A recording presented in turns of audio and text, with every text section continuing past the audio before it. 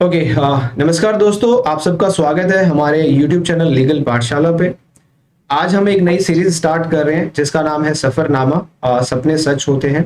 और इसी सीरीज में आज हमारे साथ है सुरभि राय, जिन्होंने हाल ही में जो MPCG का रिजल्ट आया है उसमें क्वालिफाई हुआ है। और हाल ही में ये अभी सिविल जज के रूप में वहां पे अपॉइंट की जाएंगी, तैनात की जाएंगी। तो सुरभि की जो एक जर्नी रही है from law student to judicial magistrate और सिविल जज, उस चीज के ऊपर आज हम जिक्र करेंगे। सुरभि से जानेंगे कि सुरभि की क्या स्ट्रेटेजी रही है, कैसे उन्होंने क्रैक किया, प्रीलिम्स के लिए कैसे प्रिपेयर किया, मेंस के लिए कैसे प्रिपेयर किया, और साथ ही साथ इंटरव्यू के लिए उन्होंने कैसे प्रिपेयर किया। तो मैं स्वागत करता हूं सुरभि आपका हमारे यूट्यूब चैनल लीगल पाठशाला पे। एंड मैनी मैनी कॉन्ग्रेचुलेशंस कि फाइनली आपका जो एक सपना था सिविल जज बनने का वो साकार हुआ। तो मैं चाहूंगा कि आप अपने बारे में थोड़ा सा इंट्रोडक्शन दें, जो हमारे बाकी स्टूडेंट्स हैं वो आपके बारे में थोड़ा सा जानना चाहते हैं। थोड़ा सा आप बताएं अपने बारे में, आप कहाँ से बिलोंग करते हैं, क्या आपकी स्टडी रही है, कहाँ से आपने लॉ कंप्लीट किया है, और ये जो जर्नी रही है आपकी, ये कितनी लंबी जर्नी रही है, कितने अप्स एंड डाउन्स आए हैं। तो एक काइंड ऑफ इंस्पिरेशन स्टोरी आप अपनी थोड़ा हमें बताएं, शेयर करें हमारे लर्नर्स के साथ। सुन, yes. First of all, thank you, Legal Pathshala Group. Thank you, sir, for inviting me for this session. My pleasure. First of all, I would like to introduce myself. I'm Surbhi. Basically, I belong from Madhya Pradesh only. I got married in 2008. That time, I did not completed my law. I did my LLB after my marriage only. It's in district Hoshangabad. Now it is replaced to Narandapuram. I live in Piparia. I did my LLB from Government PG College, Piparia. I pursued all this law from Piparia only, and it was like very difficult journey when I started law because I was very new to law field. It was not that much familiar to me. मैं कहूँगी LLB के करते समय मुझे इतना नहीं था कि मुझे जुडिशियल ऑफिसर बनना है। लेकिन LLB के टाइम कुछ फ्रेंड्स मिले और एक अच्छा ग्रुप बना। और ग्रुप्स में जैसे अगर आपको एक भी अच्छा फ्रेंड मिल जाता है तो आप काफी मोटिवेटेड हो जाते हैं। तो मेरी लाइफ जर्नी में मैं कहूँगी मेरे फ्रेंड्स का, मेरे टीचर्स का बहुत बड़ा रोल मॉडल प्ले हुआ है।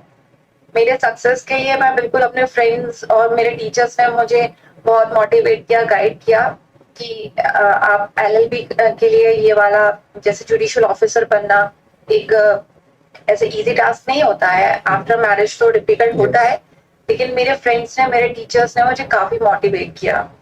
ओके, सुरभि, तो आपकी जो लॉ आपने कंप्लीट की वो किस ईयर में आपने कंप्लीट की थी?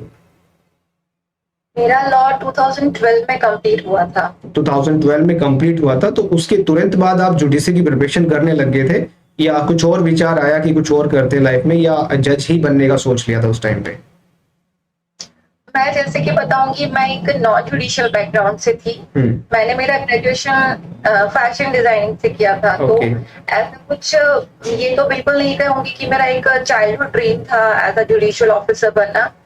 मैंने शादी के बाद ही लॉ किया था। तो LLB करते समय थोड़ा सा फील होता था कि ये फील्ड से मुझे क्या क्या मिल सकता है। तो एक एडवोकेसी या जुडिशियल ऑफिसर वो ही थे। मेरे टीचर्स ने मुझे काफी मोटिवेट किया कि जो तुम्हारी पर्सनालिटी है वो एज अ ऑफिसर बहुत सूट होगी। और फ्रेंड्स लोगों को भी देखा मैंने कि हाँ ये लोग ये प्रिपरेशंस कर रहे हैं। तो फ्रेंड्स लोगों से भी मुझे काफी गाइडेंस मिला and I pursued for this. तो लॉ करने का इरादा कैसे आया? बाय एक्सीडेंट या बाय चांस तो नहीं है? आप कह रहे हो कि मतलब एक्सीडेंट ही हुआ होगा कोई ना कोई, या फिर हस्बैंड ने कहा कि लॉ कर लो, या अपनी मर्जी से ही आपने किया लॉ?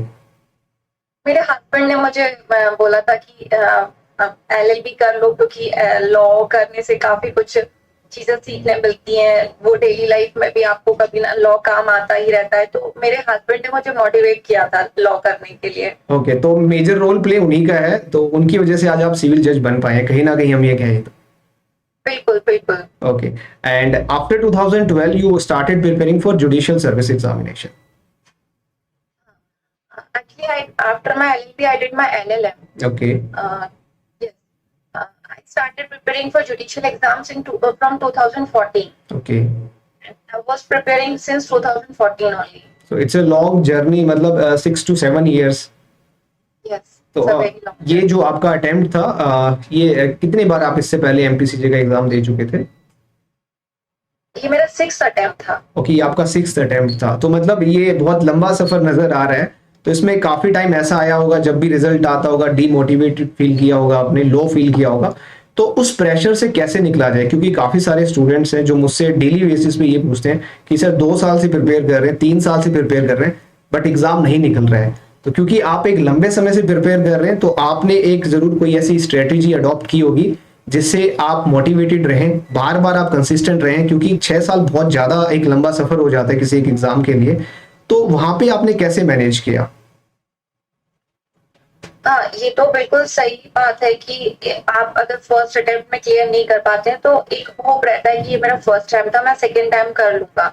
सेकेंड टाइम में भी आप नहीं क्लियर कर पाते हैं तो ऑब्वियसली आप डीमोटिवेटेड तो होते ही हैं।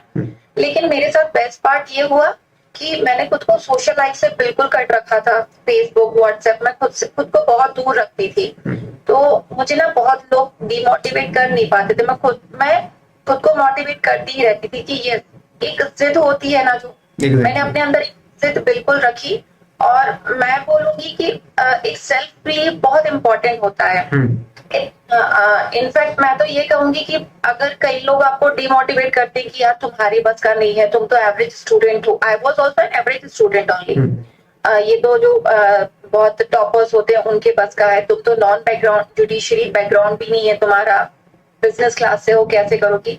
तो मैंने खुद को मोटिवेट करा। और एक सेल्फ बिलीव होता है, वो आपको हमेशा इनकरेज करता है। तो मैंने एक खुद पे विश्वास रखा कि नहीं, मैं कर सकती हूँ। And I did it. कि मतलब करना है तो बस करना है, ठान लिया तो ठान लिया।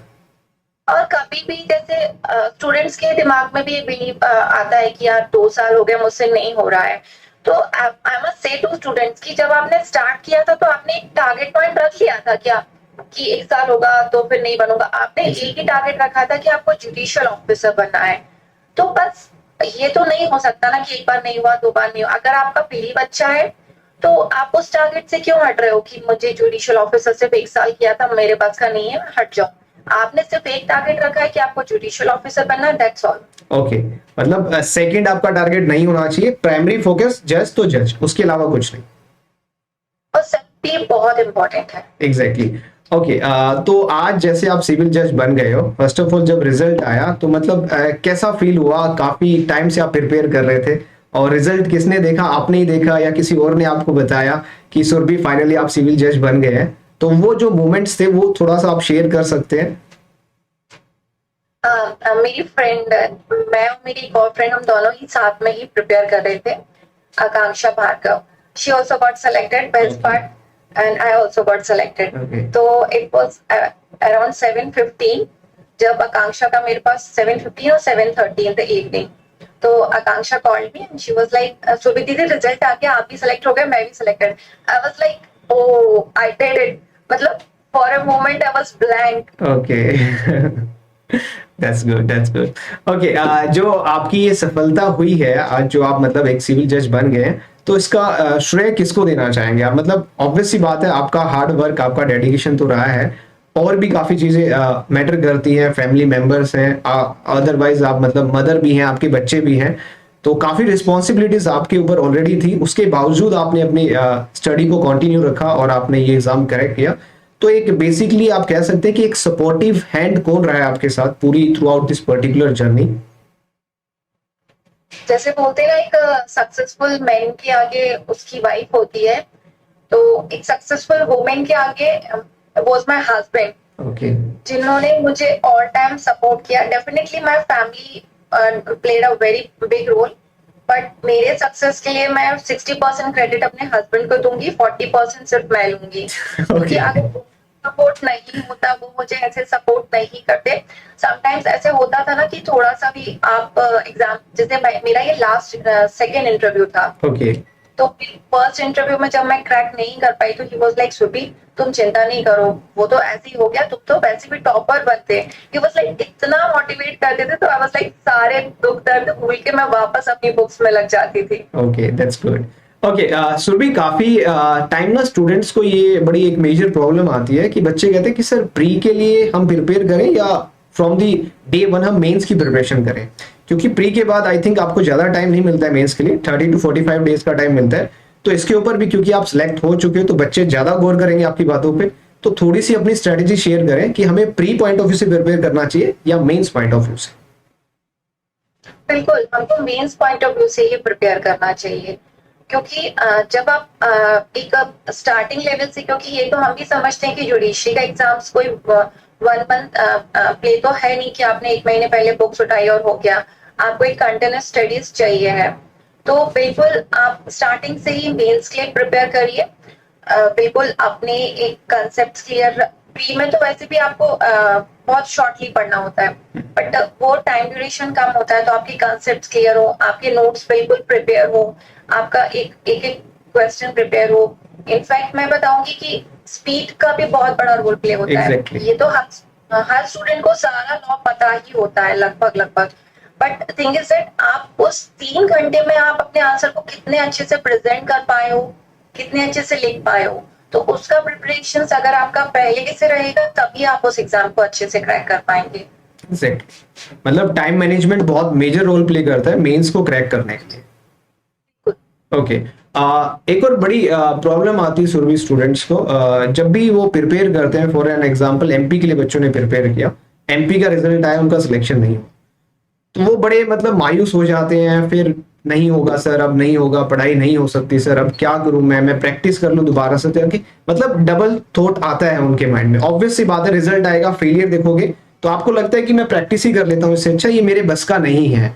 कहने का मतलब है क्या, मतलब एक नॉर्मल स्टूडेंट जो लॉ में मतलब बड़े मुश्किल से पास हुआ है, 45% 50% लेके पास हुआ है, क्या वो भी जुडिशरी एग्जाम क्रैक कर सकता है? और क्या कोचिंग और विदाउट कोचिंग, क्योंकि बड़ा एक रहता है कि आप कोचिंग ले लोगे तो जज बन जाओगे, विदाउट कोचिंग आप शायद जज नहीं बन सकते, इस चीज के ऊपर थोड़ा सा आप क्लैरिटी दें बच्चों को। सबसे पहली बात तो जैसे आपने बोला ना सर कि फर्स्ट टाइम बच्चों ने दिया नहीं हुआ तो वो एडवोकेसी के तरफ चले जाते हैं, तो ये तो एक गलत बात होगी, क्योंकि होते हैं बहुत सारे बच्चे होते हैं जो फर्स्ट टाइम में क्रैक कर लेते हैं, but average more than average students ऐसे होते हैं जो फर्स्ट सेकंड थर्ड अटेम्प्ट में ही क्लियर कर पाते हैं। तो वही अगर आपने अपना टारगेट बना लिया है कि आपको एक जुडिशियल ऑफिसर बनना है ना, तो वो टाइम लिमिट को हटा दो ना दिमाग से, क्योंकि वो टाइम लिमिट कहीं ना कहीं आपको पीछे करती है, वो आपको आगे मोटिवेट नहीं करती है। आप टाइम लिमिट को हटा दीजिए। आपने अगर टारगेट बना लिया कि आपको जुडिशियल ऑफिसर बनना है, तो बिल्कुल आप डट के लगिए, फेलियर से मत डरिए। इनफैक्ट फेलियर से आप ये लर्न करिए कि ऐसा क्या आपका रह गया था जिससे आप एग्जाम को क्रैक नहीं कर पाए। एग्जैक्टली, इवेल्युएट करते रहिए अपने आप को। बिल्कुल, आपका एवेल्युएशन बहुत जरूरी है, और आई थिंक आपके जो वीक पॉइंट्स हैं, आपके जो प्लस पॉइंट्स हैं, वो सिर्फ आप ही समझ पाओगे। एक टीचर भी आपको उतने अच्छे से नहीं समझा पाएगा आपके प्लस और माइनस पॉइंट्स। आप खुद को एवेल्युएट करिए। आपका राइटिंग वीक जा रहा है, वहां जाइए। आपके कंसेप्ट वीक जा रहे हैं, वहां जाइए।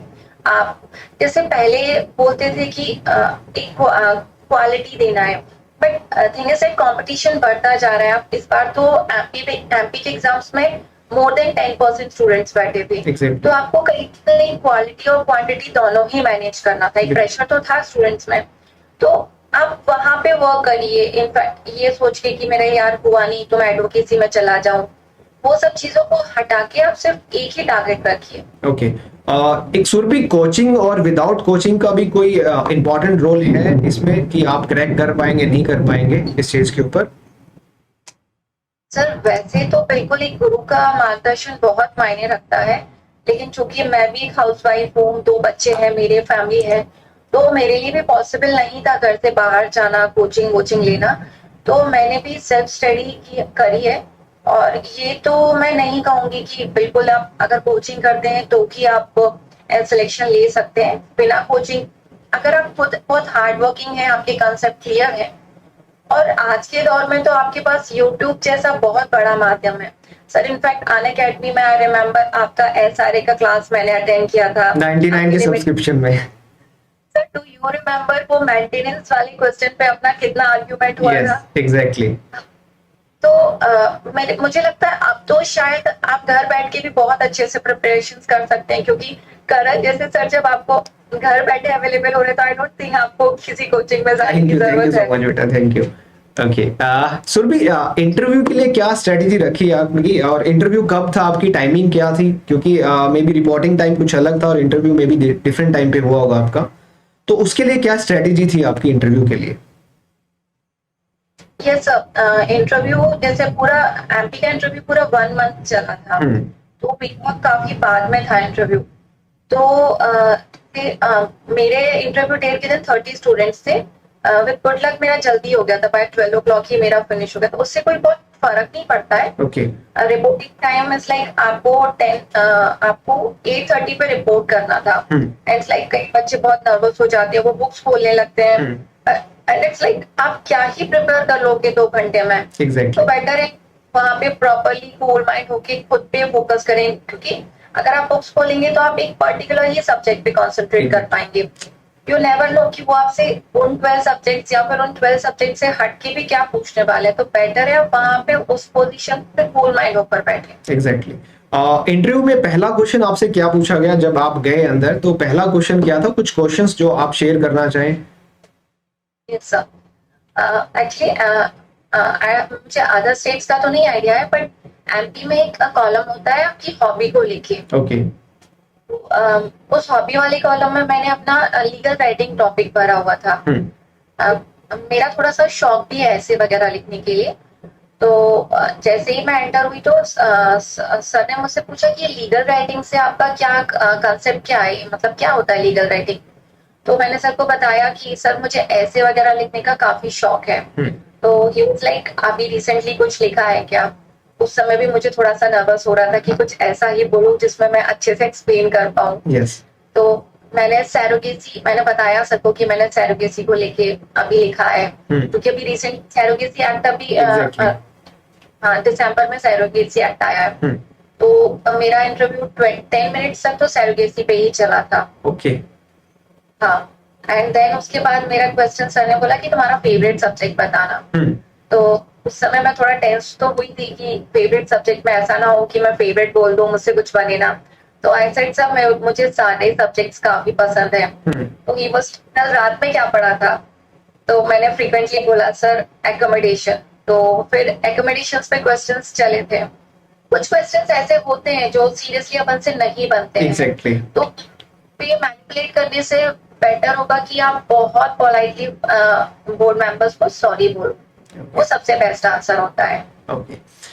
कुछ और सजेशंस आप, जो अदर स्टूडेंट्स प्रिपेयर कर रहे हैं and they are preparing for last 1 year 2 year, but वो टूट चुके हैं क्योंकि अभी बैक टू बैक हरियाणा भी था, राजस्थान भी था, एमपी भी था, 3 एग्जाम दिए, तीनों में फेलियर उनको मिला, और डीजेएस का भी रिजल्ट आ गया, डीजेएस में भी फेलियर उनको मिला है, तो बैक टू बैक 4 फेलियर मिले। तो आपका क्या सजेशन रहेगा कि जो आपका एक एम है जज बनने का, उसको कैसे परसू किया जाए, मतलब कैसे आप लगे रहें कंसिस्टेंसी के साथ?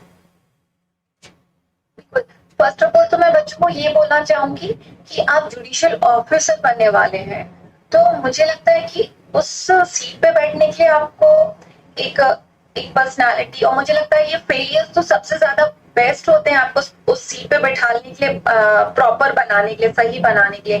तो फेलियर्स से मत डरिए, आप बिल्कुल मेहनत करते जाइए। एक दो साल तो मुझे नहीं लगता कि 1-2 साल में बच्चों को टूटना ही चाहिए कि मेरा नहीं हुआ। आप कंसिस्टेंटली करते रहिए, अपना अपना हार्डवर्क करते रहिए। डेफिनेटली अगर आपने खुद पे विश्वास कर लिया है तो मुझे नहीं लगता कि आपका हार्डवर्क कहीं ना कहीं वेस्ट होगा। आप कंसिस्टेंटली कर रहे हैं अगर हार्डवर्क, तो डेफिनेटली आपको सक्सेस मिलेगा। थोड़ा सा टाइम लेट हो रहा है, आप ये भी तो सोचिए ना कि आप जुडिशियल ऑफिसर बनने वाले हैं। Exactly, yes. तो वो चीज आपको ऑब्वियसली बिल्कुल मोटिवेट करेगी कि अभी थोड़ा सा मेहनत कर लेते हैं, फिर यू विल बी ऑफिसर। तो बस हार्ड वर्क करते रहिए, बिल्कुल डेफिनेटली आपको सक्सेस मिलेगा। मैं तो सर बताऊंगी कि मेरे जैसा स्टूडेंट अगर जुडिशियल ऑफिसर बन सकता है तो डेफिनेटली हर बच्चा बन सकता है। एग्जैक्टली सुरभि, मतलब वो कहते हैं ना, जितना बड़ा संघर्ष होगा उतनी बड़ी आपकी जीत होगी। बिल्कुल। Okay, thank you so much Surabhi, बहुत बहुत धन्यवाद, आपने थोड़ा सा बच्चों को अनलाइट किया, एक इंस्पिरेशन हो आप उनके लिए आज के टाइम पे। मैं एक और चीज आपसे जानना चाहूंगा कि जैसे आप प्रिपेयर कर रहे थे, तो वहां पे कोई एक स्पेसिफिक स्ट्रेटेजी आप लेके चले कि नोट्स में साइड बाय साइड बनाते चलूं, या सिर्फ डायरेक्ट से ही आपने पढ़ा, या अलग से मेंस के लिए कुछ आंसर राइटिंग कर रहे थे, प्री के लिए अलग से आप शॉर्ट नोट बना रहे थे, ऐसी कोई स्ट्रेटेजी आपने अडॉप्ट की जो एट दी एंड मतलब बिल्कुल जब एग्जाम आपका पास आ जाता है शॉर्ट काइंड ऑफ रिवीजन के लिए बेनिफिशियल रहे, ऐसा कोई आपने मेथड अडॉप्ट किया था अपनी प्रिपरेशन में? यस सर, बिल्कुल, क्योंकि मेंस में आपके पास टाइम भी बहुत कम मिलता है और आपको अपने आंसर्स में क्वालिटी अगर मेंटेन करना है तो आप डेफिनेटली अपने नोट्स तो पहले से ही प्रिपेयर करके रखिए। इनफैक्ट प्री आने के पहले मैं बोलूंगी बच्चों से, आपका प्री एग्जाम देने के 2 महीने पहले आपका मेंस का पूरा प्रिपरेशन हो जाना चाहिए, तभी यू कैन से दैट कि हाँ मैं इस एग्जाम को क्रैक कर लूंगा। एग्जैक्टली। तो आपको बिल्कुल नोट्स मेकिंग रखना ही चाहिए, आपके पूरे आंसर्स प्रिपेयर होना चाहिए। गो थ्रू अदर स्टेट को भी गो थ्रू करो। अगर आप पर्टिकुलर किसी एक स्टेट पे फोकस कर रहे हैं तो वहां के स्टेट के पुराने मेंस के पेपर गो थ्रू करिए, क्योंकि उससे आपको काफी हद तक समझ आ जाएगा कि स्टेट कैसा पैटर्न फॉलो करता है। तो वो पैटर्न फॉलो करके अपने आंसर्स मेकिंग करते रहिए। जो बच्चे क्लियर कर चुके हैं एग्जाम्स उनके कनेक्शन में रहिए, वो आपको डेफिनेटली हेल्प आउट करेंगे कि कैसे आपको स्ट्रेटेजी बनाना है। एक स्ट्रेटेजी तो मेंटेन करना पड़ती है एग्जाम को क्रैक करने के लिए। एग्जैक्टली। ओके सुरभि, मतलब अब तो काफी दिन हो गए, रिजल्ट आ चुका है, काफी दिन पहले आ गया था, अभी तक वो फील चल रहा है कि मतलब मैं फाइनली सिविल जज बन गई हूँ? एक वो एक्साइटमेंट लेवल, घर का माहौल कैसा है, आपके बच्चे भी हैं, मतलब उनको भी फील हो रहा है कि मम्मा जज है हमारी, आपके हस्बैंड को भी कैसा, मतलब घर में माहौल कैसा है इस टाइम पे? क्योंकि इस माहौल के लिए शायद आप इतने लंबे समय से लगी हुई थी कि मैं प्राउड फील करवाऊं सबको, खुद भी प्राउड फील करूं। तो मैं थोड़ा सा जानना चाहूंगा मतलब कैसा फील हो रहा है इस टाइम पे भी? क्या वो फीलिंग अभी खत्म हो गई है या अभी भी वो फीलिंग है, वो एक्साइटमेंट अभी भी है? सर मतलब पहले मुझे लगता था मैं जुडिशियल ऑफिसर बनूंगी, बट मुझे लगता है कि आपके सक्सेस में आपकी पूरी फैमिली इतना हैप्पी होती है कि हर कोई खुद को इतना हैप्पी, मतलब सक्सेस मुझे मिला है बट फैमिली का हैप्पीनेस अभी तक मेरा तो मानूंगी कि आगे बहुत सारे प्रोसेस होने लाइक वेरिफिकेशन एंड ऑल, तो मैं उसके लिए प्रिपेयर कर रही हूँ। बाकी फैमिली तो अभी भी उसी खुशी के माहौल में डूबी हुई कि अरे मेरी बेटी, मेरी मम्मा, मेरी भाभी, मेरे बहन, मेरी बहू, मेरी वाइफ, तो सब वो खुशी तो अपना सक्सेस अपनी फैमिली को कितना ज्यादा हैप्पीनेस दे सकता है वो मैं देख रही हूँ। अभी भी उनकी हैप्पीनेस खत्म नहीं हुई है। एग्जैक्टली मतलब स्टूडेंट्स को इस मोमेंट के लिए पढ़ना चाहिए, हार्डवर्क करना चाहिए। जब मैंने मतलब एक्सपेक्टेड तो था कि जब मैं जुडिशियल ऑफिसर बनूंगी तो इतनी खुशी मिलेगी, बिकॉज एक as a wife, as a mama, आप इतनी सारी चीजें करने के बाद भी आप पढ़ाई में लगे हुए, तो वो मुझे लगता था कि हाँ एक अलग ही मोमेंट होगा। बट जब देखती हूँ तो वाकई लगता है कि यार मेरा वो हार्डवर्क तो बहुत छोटा सा था। अगर मेरे सक्सेस से इतनी सारी हैप्पीनेस फैमिली में आ सकती है तो डेफिनेटली सबको हार्डवर्क करना चाहिए। Exactly, this is true inspiration story. मतलब काफी स्टूडेंट्स आपको देखे सीखेंगे, वाइफ होने के साथ साथ, मदर होने के साथ साथ आपने सिविल जज का एग्जाम बहुत इजीली क्रैक कर लिया। टाइम लगा लेकिन कंसिस्टेंट रहे तो आप बिल्कुल डेफिनेटली उस मुकाम पे पहुंच चुके हो। And congratulations to you Surabhi and to your family. Hopefully आप एक अच्छे जज बनेंगे और अच्छी अच्छी जजमेंट्स पास आउट करेंगे। मे बी हमें मौका मिलेगा तो हम भी रेफर करेंगे कभी आपकी judgments. And best wishes for your upcoming career बेटा। ठीक है, thank you so much Surabhi, thank you sir.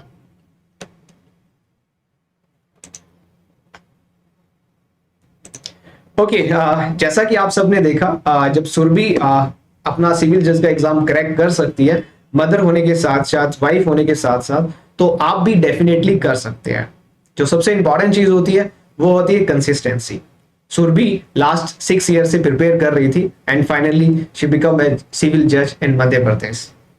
एक वो जो मोमेंट होता है, जिस मोमेंट के लिए वो हार्ड वर्क कर रही थी, वो मोमेंट आज उनको मिला है।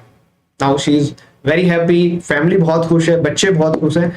मतलब एक आप कह सकते हैं वुमेन होने के बावजूद, शादी होने के बाद एलएलबी करना, एलएलबी करने के बाद 2014 में जुडिशरी प्रिपरेशन स्टार्ट करना, 2 बच्चे होने के बावजूद भी उन्होंने अपनी प्रिपरेशन कंटिन्यू रखी और बार बार फेलियर देखने के बावजूद भी कभी उन्होंने डिमोटिवेटेड फील नहीं किया। बार बार गिरी, बार बार उठी और आज फाइनली सक्सेस उनके कदमों में है और वो फाइनली सिविल जज बन गई है।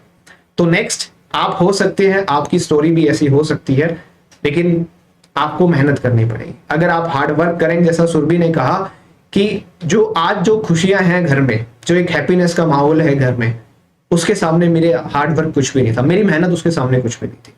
ये जो प्राउड मोमेंट्स हैं, इनके लिए आपको लड़ना पड़ेगा, इनके लिए आपको मेहनत करनी पड़ेगी।